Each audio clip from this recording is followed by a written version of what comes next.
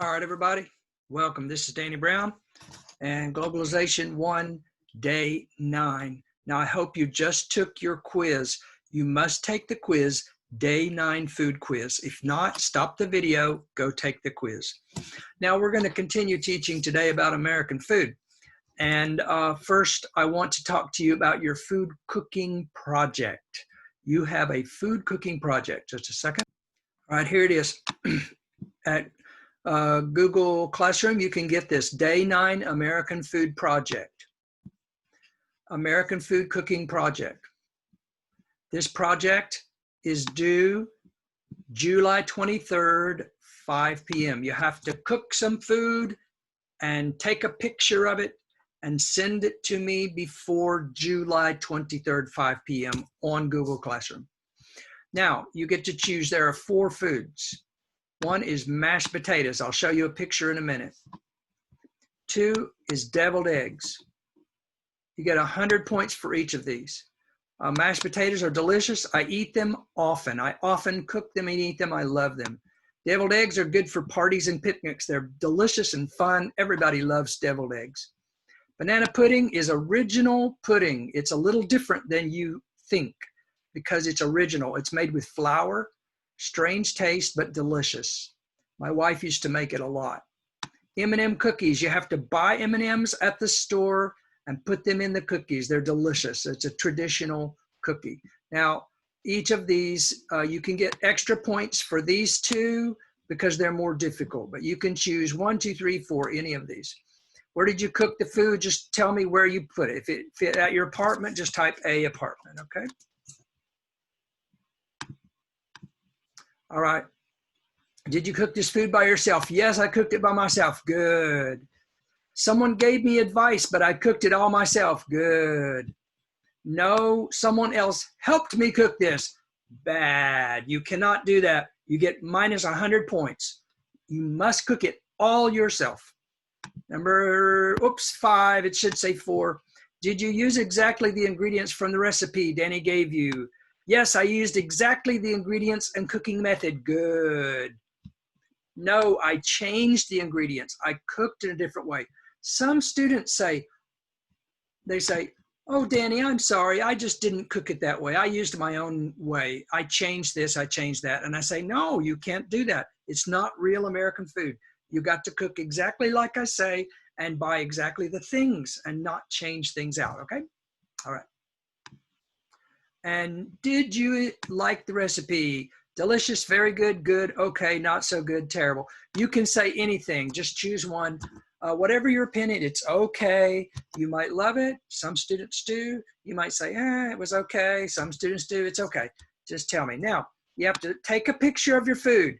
Put the food next to your face and take a picture of yourself, your face, and the food. Don't just send a picture of the food. Not only the food and the face, okay? That shows that you really. Okay, here are the recipes. Mashed potatoes, deviled eggs, layered banana pudding, and M&M cookies. You have to buy real M&M's candy to cook the M&M cookies.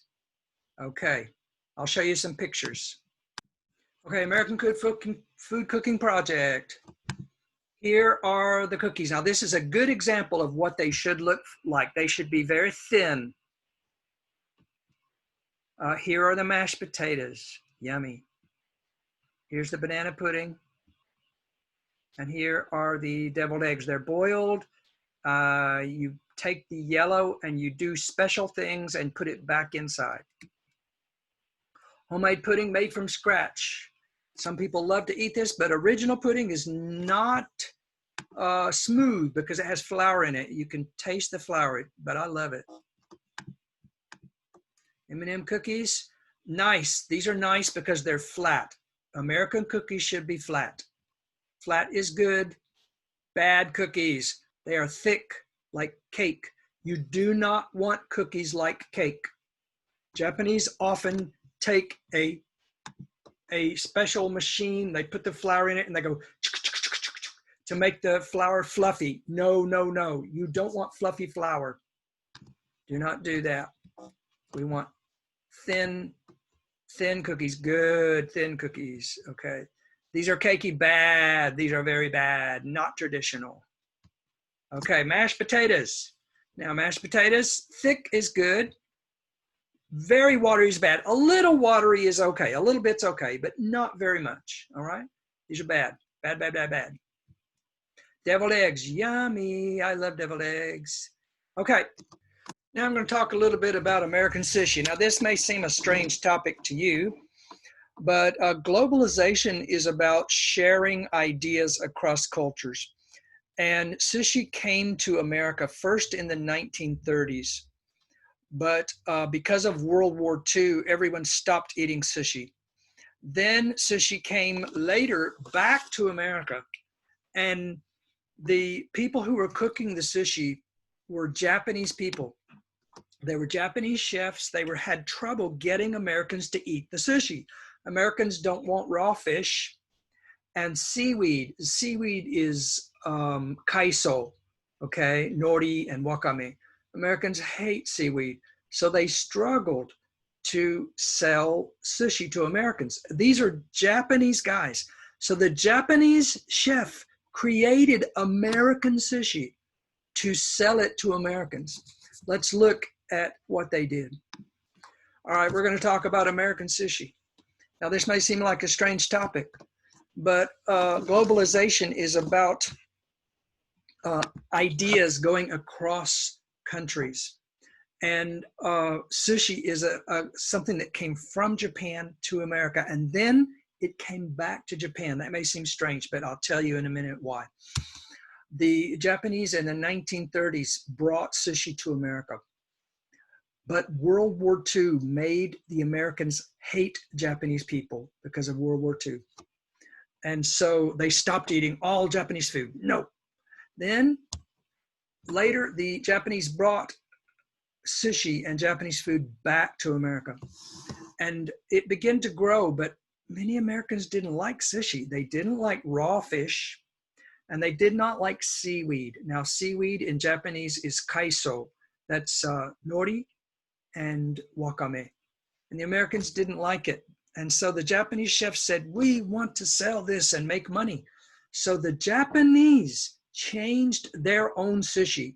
American sushi, California sushi, was created by Japanese chefs so the Americans could eat it. Let's talk about what they did.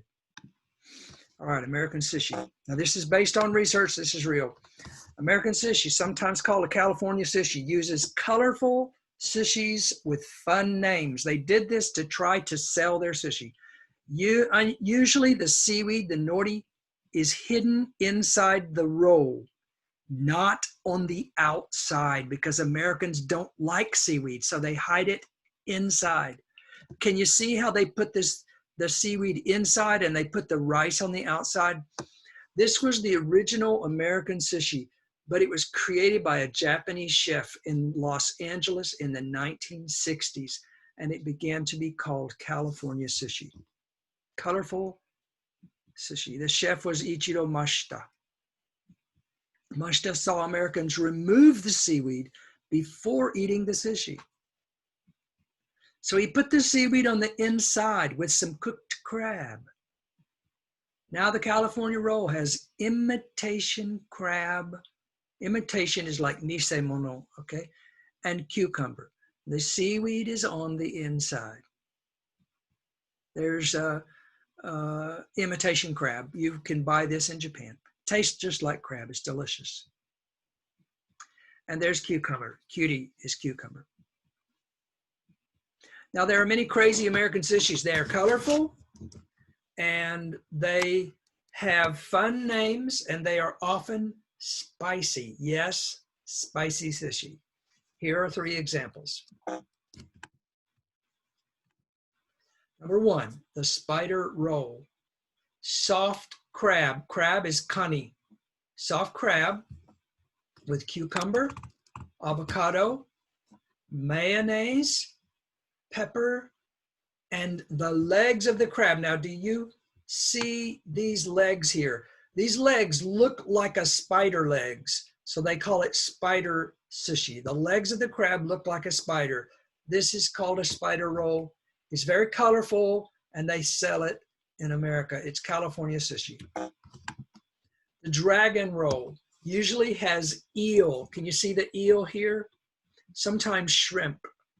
The green outside is covered with cucumbers and avocado.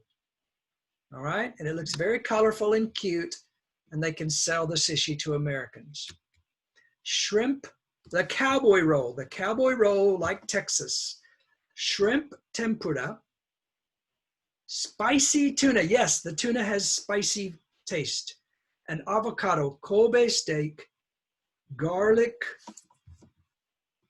olive oil sauce, okay, and a little teriyaki sauce. That's the cowboy roll. So you can see that these Japanese chefs made this in a new style to make it fun and friendly for the Americans. All right.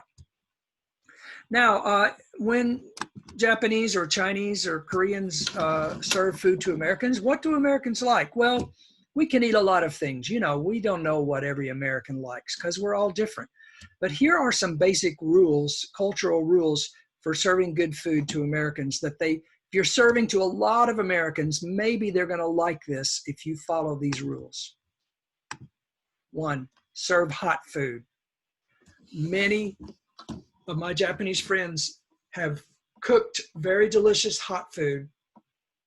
Then they let it sit a long time and they just talk. And the food gets cold, cold, cold. And I'm thinking, oh, it was hot and now it's cold. Well, Americans just like hot food. So serve it and immediately, cook it and immediately serve it, and that makes Americans happy. Okay, cold drinks, not just a little cool drinks, very cold drinks with lots of ice. That makes Americans happy. 3, now this is meat and fish. This is going to be surprising. No skin on your chicken or your fish. Yes, I know you like it, and it's okay if you want to cook and if you want to put skin on your chicken, skin on your fish, it's okay if you cook for an American. But the American is going to peel the skin off. Just take it off and then eat the meat. Americans like fresh meat only, not skin, not fat.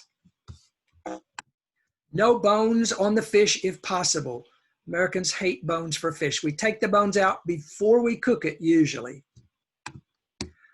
Number 5, bones are okay on chicken, but do not cut up the bones. Now, Chinese style is to take a whole chicken and chunk, chunk, chunk, chunk. And there's like you're eating and then you get this bone in your mouth and you take it out. Americans would never do that. They're like, ugh, this is low quality. So we serve whole pieces of chicken with the bones, but if we do serve the bones, we do not cut the bones up. 6, bones are okay on beef. No problem on beef. 7, only a little fat on beef and pork.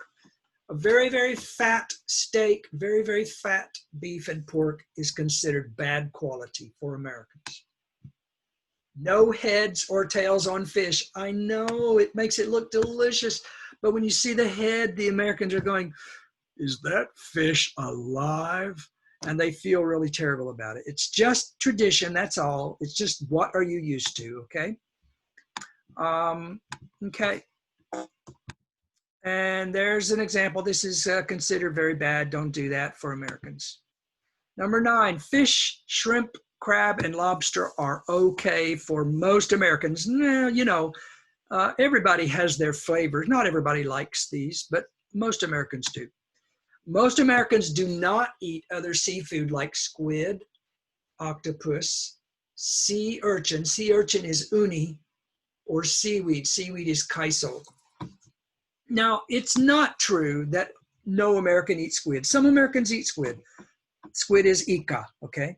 Some Americans eat octopus. That's taco.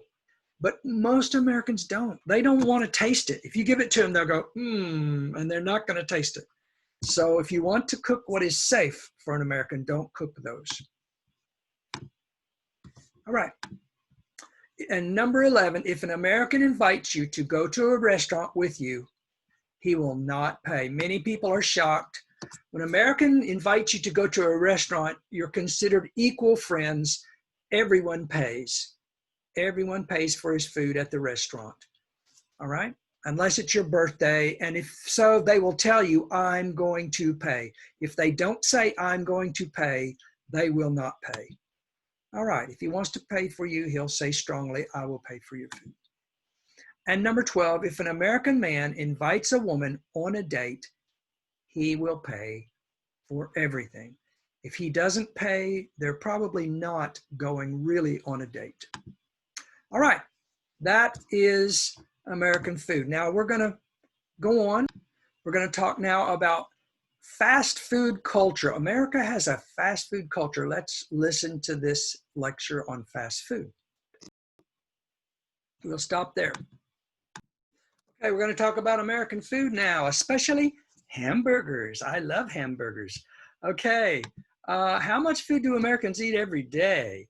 Well, the average American eats 3,800 calories a day, and the average Japanese eats 2,800 calories a day. Look at the difference. What's the difference between these two? This meal, a Big Mac, French fries, and a Coke, equal an extra 1,000 calories that Americans eat every day. We don't always eat at McDonald's, but we eat 1,000 more calories than Japanese a day. So we're bigger people. It's like eating that every day, 1,000 extra calories. Okay, 48% of Americans are overweight. That means 52% are not overweight, but that includes children. If you only talk about adults, 67% of adults are overweight. That means 33% of adults are not overweight. Overweight means fat. 33% of Americans are not fat. 67% are. 31% are obese. Obese means very, very, very, very fat. Very fat. Now the 31 is part of the 67%. These are together, okay? So we can see that actually 36% are only overweight, 31% are very, very overweight, and 33% of adults are just right, not fat. Oh, okay. The average American eats 4.2 meals per week at a restaurant. Wow. We love fast. It's my culture to be fast, fast, fast. Study fast, work fast, do everything fast. So we created a fast food culture. We eat 14.4 meals per week at home, and we skip. Skip means do not eat, 2.4 meals per week. So many Americans don't eat breakfast or don't eat lunch because they're too busy. 21 meals a week. McDonald's. We're going to talk about McDonald's. It's all over the world. McDonald's is giant. It's everywhere. McDonald's has more than 37,241 restaurants in 115 countries. Unbelievable. What a success story. McDonald's hamburgers. Subway, you know Subway. If you go to Eon Mall, you can see Subway sandwich restaurant. Subway now has more restaurants than McDonald's. Unbelievable. Subway has 42,431 restaurants in 105 countries. McDonald's has over 37, wait, did I give you? Yeah, that's right. 37,241 restaurants in over 115 countries. Now, let me tell you, that is globalization. Fast food of America has changed the world. It's absolutely true. Subway is beating McDonald's. However, on average, one Subway restaurant generates $490,000 in sales annually. Annually means every year. One McDonald's restaurant generates $2,500,000 in sales annually. That is about 5 times more money. Why does McDonald's make 5 times more money? Well, if you sit in a Subway restaurant, You'll see a few customers and they wait a long time. How can I help you? Put a little on, put a little on, put a little on. Now, what would you like? Takes a long time. You're waiting forever. McDonald's. Welcome to McDonald's. Can I help you? They get you in, they get you out, and they have many customers coming. McDonald's makes a lot more money. They're much more successful than Subway. So McDonald's is still the king, even though there's more Subway restaurants. McDonald's makes much more food, much more money. Here are annual sales. McDonald's sells $77.4 billion every year. KFC, that's Kentucky Fried Chicken. We have these in Japan, $17.9 billion. Subway, $15.2 billion. Burger King, there are Burger Kings in Japan, $14.7 billion. Starbucks, $14.2 billion. Pizza Hut, there's a Pizza Hut in Kofu, $10 billion.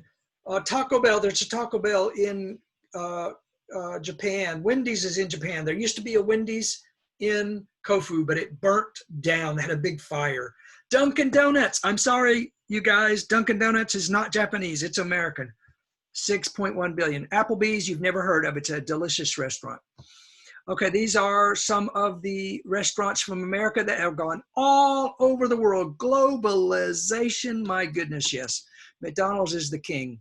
And the yellow arches, when you see these yellow arches, you know they mean McDonald's.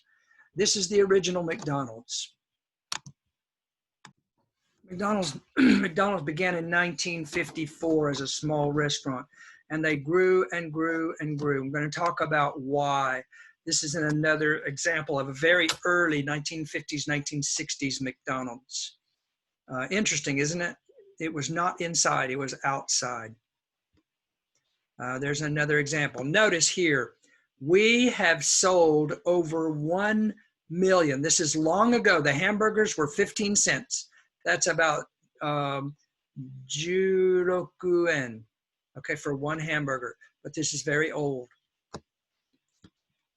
There's the largest McDonald's in the world. It's in St. Louis. I've eaten there. It goes over the highway. Big, big, big dining area. Another example. Why is McDonald's so popular?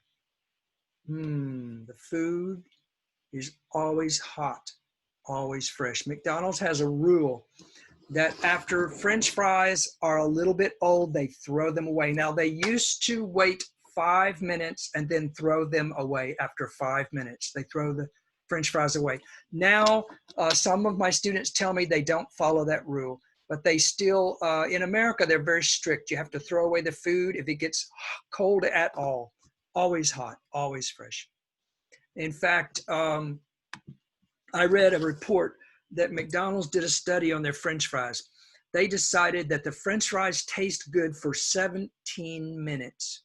After 17 minutes, the French fries don't taste good anymore. They taste like cold cardboard. You know, cardboard, donboru. Okay, their French fries taste like cardboard after 17 minutes. So they try to sell them when they're very, very hot. That's right. Number two, after they cook their, this is an example. After they cook their hamburgers, they sell them immediately. If the hamburger becomes 10 minutes old, they throw it away. After French fries become 5 minutes old, they throw them away. Some of my Japanese students told me they don't do that now in Japan, but that has been McDonald's rule for many years. Number two, McDonald's food is fried, so it has a strong flavor. Fat tastes good. If your food doesn't taste good and you think this doesn't have any flavor, pour some oil over it. Olive oil, anything. It'll make it taste good. Yeah, oil makes food taste strong. Number three, they put MSG in the hamburger. MSG in Japan is known as Ajinomoto. Ajinomoto in the hamburger meat. They also put onion powder and pepper. Gives it a strong, delicious flavor. Number four, the food is cheap. Even in difficult economic times, McDonald's does well. During the 2008 economic recession, a very bad time for companies, only 2 companies' stock prices went up. McDonald's was one of them. Why? Because when people's salary goes down, they think, oh, where can we eat out? We can't afford a restaurant. Let's go to McDonald's. So they go to McDonald's because it's so cheap. So McDonald's always does well, even when the economy is bad. Okay, the restaurants are always safe and always clean. They're very careful to make sure their restaurants are in a good place. Always clean. They have rules about cleaning. Number 6, it's fast. Americans value time. In 1975, McDonald's made a plan to make each meal within 50 seconds. Now, they don't follow that now, but they did follow that at that time. They tried to make it 50 seconds. All right. McDonald's, number 7, attracts children with its toys. McDonald's sells more toys than any company in the world. Why? Because their Happy Meal has toys. And children grow up going, oh, McDonald's, I get a toy. And they age 8, age 9, age 10, age 11, even age 12. They're saying, let's go to McDonald's because we get a toy. And the parents say, look, you're 12. Those toys are for little kids. And the children say, I know, but I like getting toys. So their toys have made people continue to eat at McDonald's. Very smart, very intelligent strategy. Okay, McDonald's advertises a lot, and they're very successful in their advertising. Their advertisements are always cool. Cool, cool, cool. I'm going to show you a couple of advertisements. These are very old, and I just hope you'll enjoy them. The first one is 1967. McDonald's is your kind of place. Happy place. It is such a popular advertisement that even today, people still sing that song. Yes, today. Kids make up little songs using the McDonald's song. Then the second one is called the menu song. People tried to sing the menu song. They sing it so fast that people on the radio were trying to copy it and say it as fast as they could. A lot of fun. I'm going to play them for you right now. See if you can enjoy them.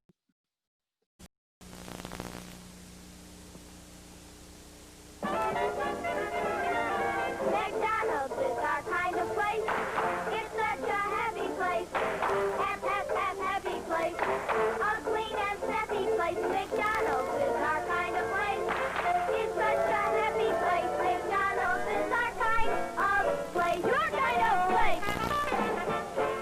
McDonald's believes in getting food to your kids before they get to each other. Such good food, too. McDonald's famous French fries, triple thick creamy shakes, lean beefy cheeseburgers and hamburgers, icy cold soft drinks. And here's a plus, spill-proof lids on all beverages. Another plus, napkins that are big as a bib. Quality, cleanliness, extra care service. That's McDonald's. A total value that's unmatched anywhere. McDonald's is our kind of place. It's such a happy place. McDonald's is our kind of place. Your kind of place.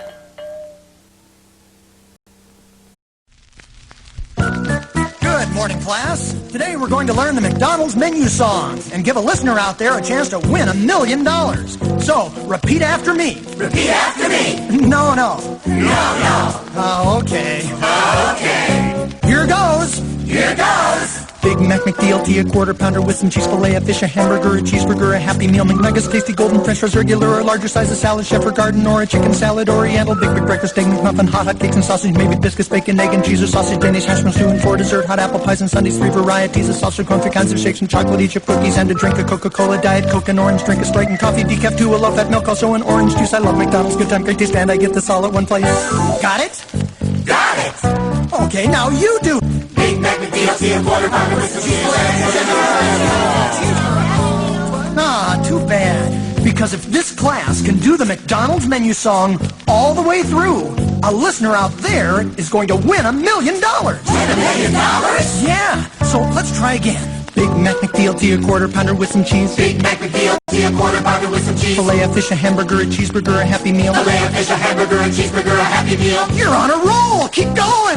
Big Mac is tasty, golden french fries, regular or larger sizes, salad, shepherd, garden, or chicken salad, oriental, baby crackers, steak, McMuffin, hot cakes and sausage, maybe biscuits, bacon, egg and cheese, or sausage, Danish, hash browns, and for dessert, hot apple pies and sundaes, three varieties of soft or cold, three kinds of shakes and chocolate, each of cookies, and a drink of Coca-Cola, Diet Coke, and orange, drink a Sprite and coffee, decaf, a low fat milk, also an orange juice, I love McDonald's. Oh, we're so sorry. The person listening to this record didn't win the big prize. But tell him to check out those coupons. Check out those coupons. And get him down to McDonald's now to save money on great McDonald's food and give him more chances to win more prizes. More prizes. And you guys? Yes. Sing something else. Good time, great taste. That's why this is our place. The good time, great taste. Of McDonald's.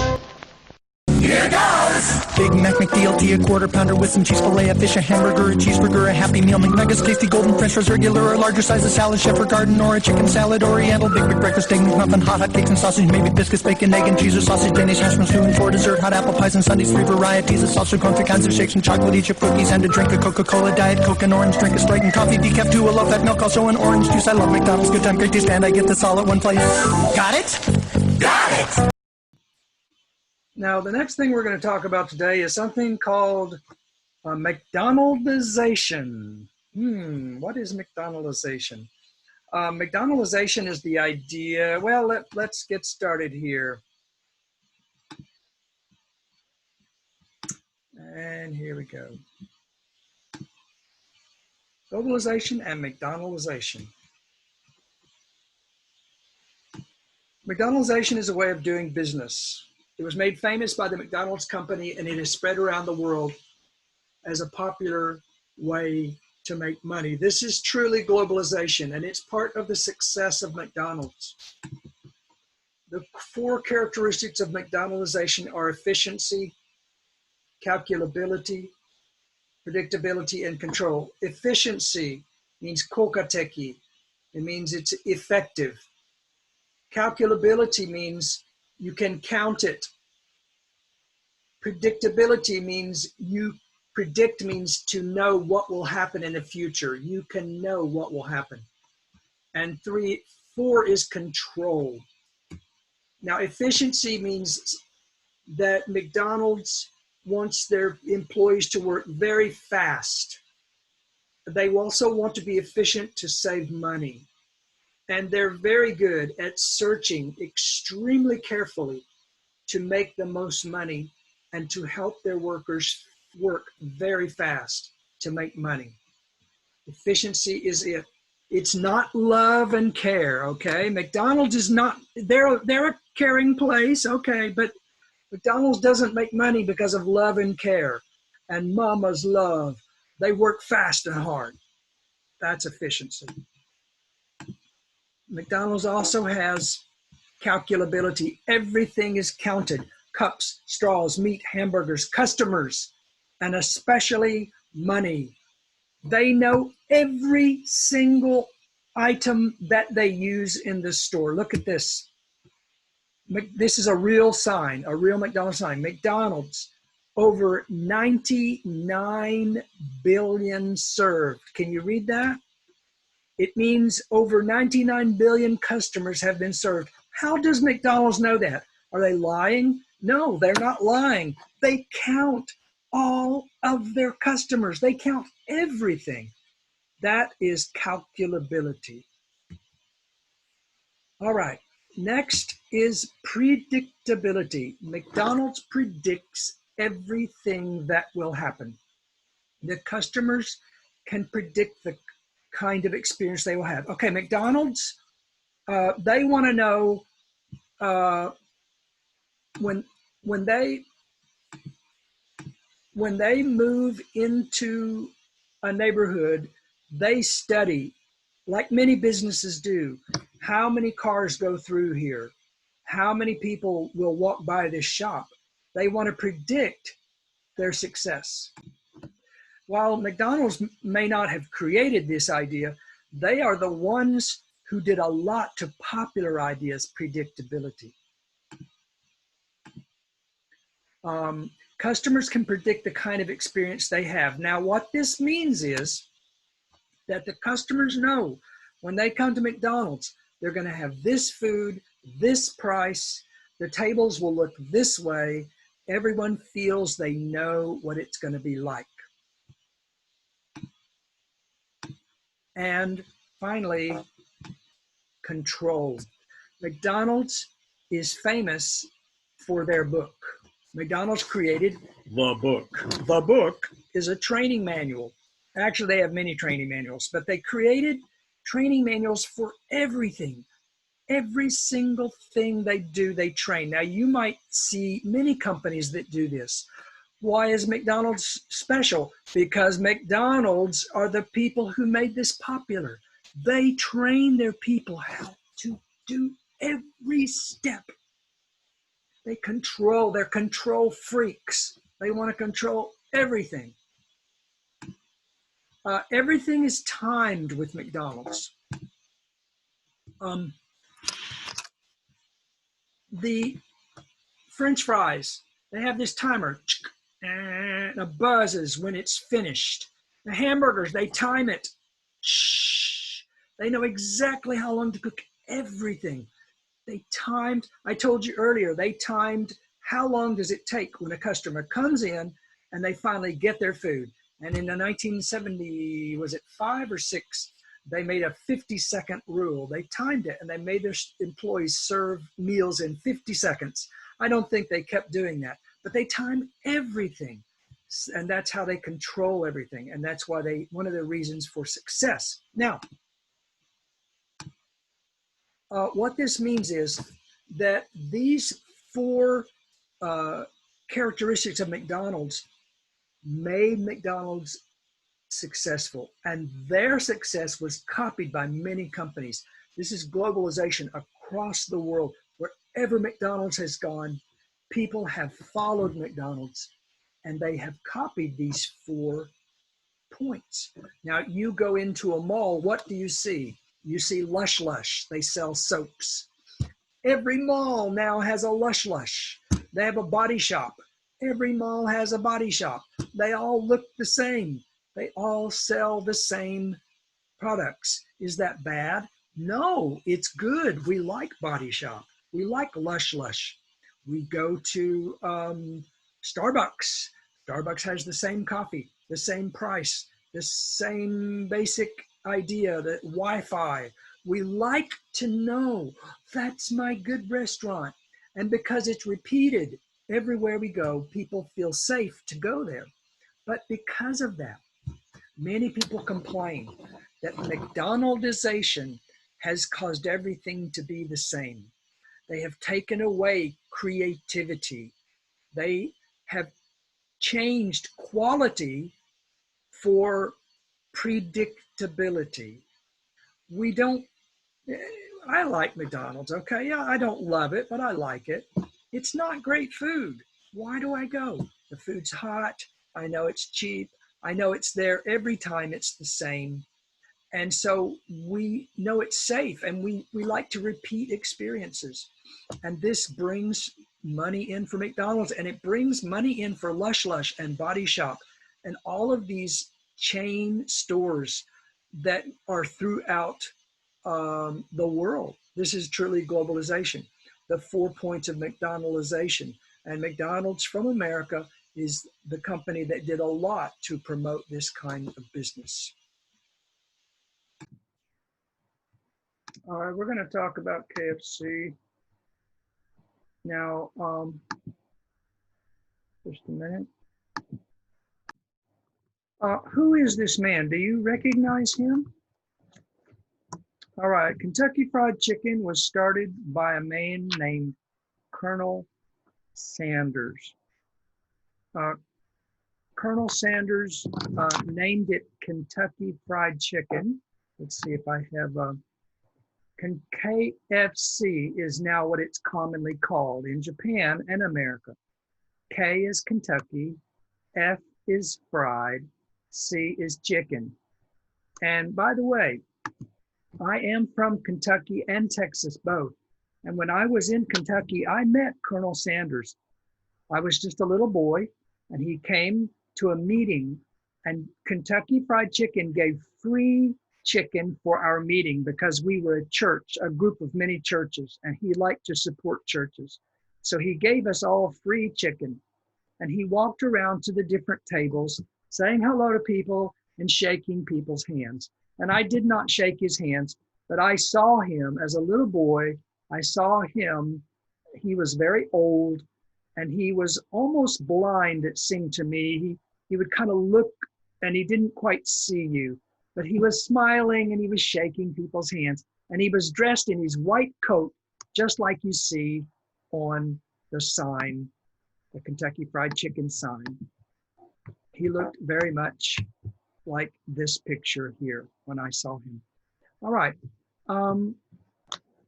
He was born in 1890,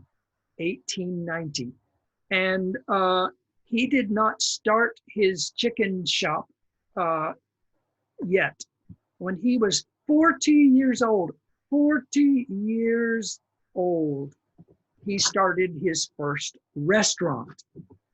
And he was very successful. In 1930, he was 40 years old, and the state of Kentucky gave him an award because his restaurant was so successful.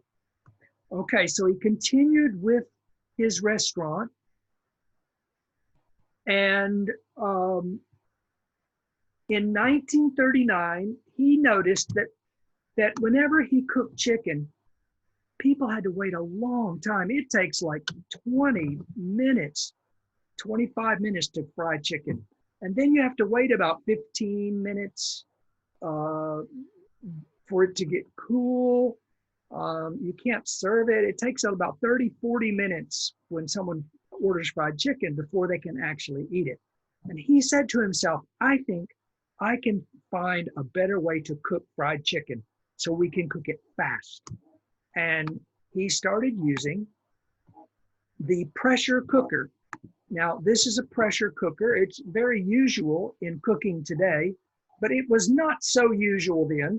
He did not create the pressure cooker, but he made it popular, and he started cooking chicken in a pressure cooker. And he could cook it in 8 or 9 minutes, okay? And he then developed his original recipe for delicious chicken in 1940. Now, at that time, he had one restaurant, but when he was 62 years old in 1952, he decided to get into a car and drive to different restaurants and try to sell his chicken idea.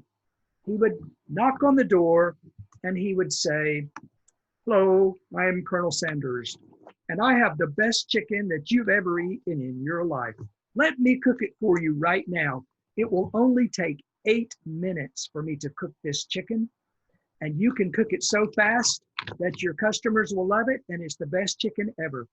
And so he would cook it for them right there free. They would taste it, and then if they would agree to sell his chicken with his pressure cooker and his special secret recipe, he would give them, they would give him 5 cents for every piece of chicken they sold, 5 cents. But he promised them they would sell so much chicken, it would be so popular, like his restaurant, that they would make tons of money. And they did make a lot of money, and they gave him 5 cents for every piece that they sold. And he became so powerful. Colonel Sanders was a very nice man. He was a Christian man. I only met him one time when I was 7 or 8 years old. I told you the story. People loved him. He was very popular. Here we go. He began his franchise in 1952, official franchise, where other stores began to become a Kentucky Fried Chicken store, 1952. There's a picture of him with someone.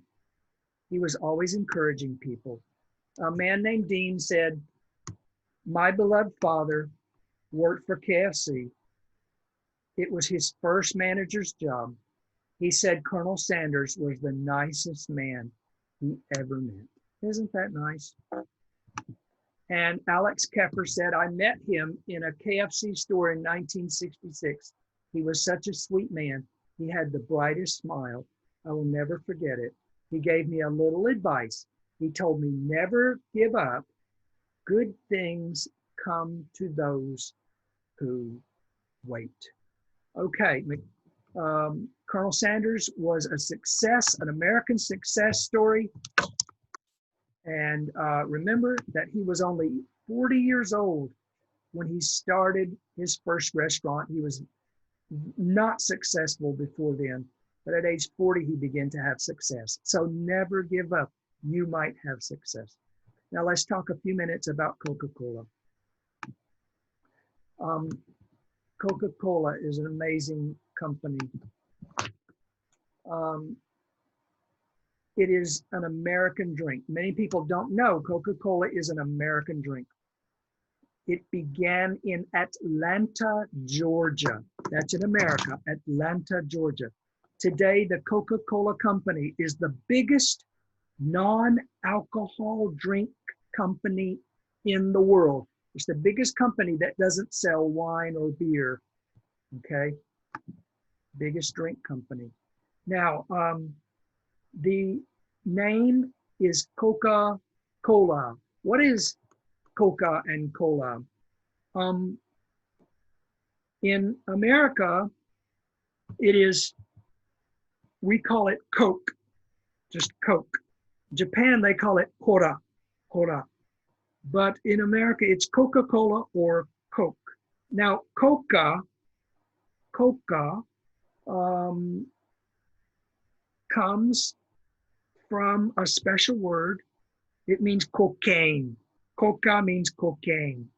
And cola is a cola nut. It's this nut here that has a special flavor. So Coca-Cola is cocaine and the cola nut put together, and he called it Coca-Cola. Yes, I'll talk about cocaine in a minute. All right. Now, Coca-Cola was so successful that another group called Pepsi-Cola later created a company, and RC Cola created a company, and there were many cola companies, but the original is Coca-Cola. Now, the Japanese name for cola is Cola. Cola kudasai. American nickname is Coke. I'd like a Coke, please. Now, coca is from cocaine, and here's a picture of a cocaine plant. And cocaine makes you crazy, okay? It makes you very, very excited, and you can think really powerfully, okay? People sniff cocaine like a drug. It's very dangerous. And in 1886, Dr. John Pemberton created Coca-Cola. It was a type of medicine.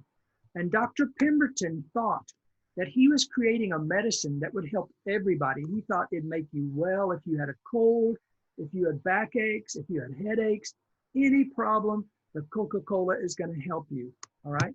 Now, did it make people feel good? Yes, it made people feel great because cocaine makes you feel great, okay? But it's very dangerous because you get addicted, chudoku. And, okay, so Dr. Pemberton created it. Now, he only sold 9 drinks every day. He was not successfully. He eventually had financial trouble. The truth is that Dr. Pemberton became addicted to drugs, to cocaine, and also to morphine, a hen. He became addicted, and he sold his Coca-Cola recipe because he needed money for his addiction. Too bad. He knew it would become famous one day, and it did. So he grew, he sold his company to another people, and they started advertising, and they made it delicious, okay? Coca-Cola had cocaine in it. Now, cocaine's very dangerous, but Pemberton did not know how dangerous it was. He only sold 9 Coca-Colas every day. He thought his drink would become famous, but he had to sell Coca-Cola to pay his debts. In 1903, the company took the cocaine out of Coca-Cola. Now there is no cocaine in Coca-Cola. Coca-Cola has a lot of history to it. It's an amazing drink. There are many, many, many drinks of Coca-Cola. Let me show you some of the types that there are today. There's New Coke. They tried that for a year, but people wanted the old Coke. Today, Coca-Cola sells about 65 million cans per day in the world, and they sell about 35 million Diet Coke and Coke Zero. Together, that is about 1 billion cans per day in the world. 1 billion. Why is Coca-Cola so popular? 2 reasons. Coke tastes good. Oh, it's delicious. Advertising, advertising, advertising. Coke has a really cool image. Okay, everything they do is so cool. Look at that. They make me want to drink it. It's so cold and refreshing. Oh, please give me a Coca-Cola. Do you know that Coca-Cola helped to make Santa Claus famous? And I will tell you more later about Santa Claus at Christmas teaching, when I teach about Christmas. But original Santa Claus did not have red. He had green in England, in Britain. And Coca-Cola changed Santa Claus's coat to red because red was Coca-Cola's color. They always make a cool Santa Claus, don't they? Really cool. Okay. I'm going to stop today. Coca-Cola truly is a world phenomenon, and they're a real success story. And I'm going to stop, and after you finish the quiz today, after you finish this video today, please take the quiz, the day 9 quiz, after the lecture. All right. Thank you. I hope you enjoyed learning about American food. Take care. God bless you.